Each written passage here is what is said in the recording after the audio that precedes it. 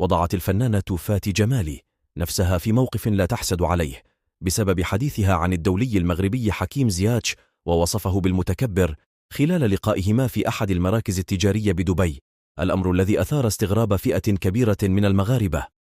جمالي أطلت على متابعيها في فيديو على حسابها الشخصي بالإنستغرام تتحدث فيه عن القمع الذي تعرضت له من طرف زياش،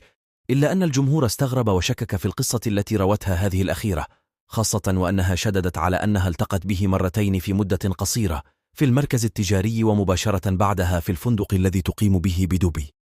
وأعاد نشطاء مواقع التواصل الاجتماعي نشر فيديوهات وصور لحكيم زياش رفقة معجبيه المغاربة والأجانب،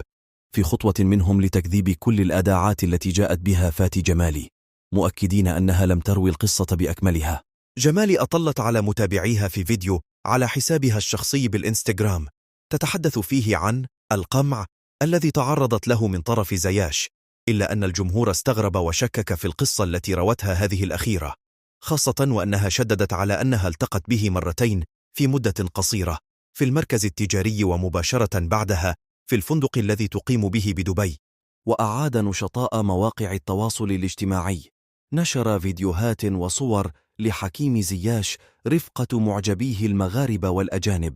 في خطوة منهم لتكذيب كل الأداعات التي جاءت بها فاتي جمالي، مؤكدين أنها لم تروي القصة بأكملها. وبدوره سخر الداعية رضوان بن عبد السلام من فاتي جمالي ومن طريقة تعاملها مع زياش، واصفا إياها بالفاشلة، قائلا في منشور شاركه مع متابعيه على الانستغرام: